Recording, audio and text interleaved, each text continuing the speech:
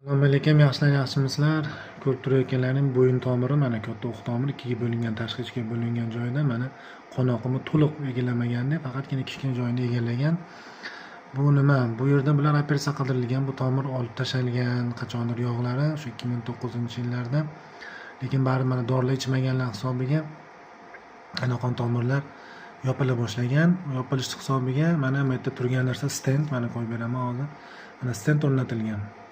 Qaranglar, 2019-yil operatsiya bo'lishyapti. Dori ichmaslik hisobiga qaytadan tomir yopilyapti. Yana 30 million pul sarflab bu stent qo'yilib, mana bu yaltirab turgan stent ochildi. Lekin stent uchida mana yana dori ichmaslikdan oqibatda yana yog'lar yopilyapti. To'g'ri, tezlik unaqa katta emas deyishlari mumkin. Gemodinamga ahamiyatga ega emas, lekin nima bo'lganda ham dori ichmagan hisobiga mana qon tomirlar yana o'sishni boshlagan. Ko'rib turibsizlar, mana qon oqimi qiynalib o'tyapti. Mana stent o'sha qo'yilgan, stent uchun mana yana ozgina bo'lsa ham yog'ni bosishni boshlagan mana. Sog' bo'ling, salomat bo'ling. Videoga bitta like bosib, yaqinlashib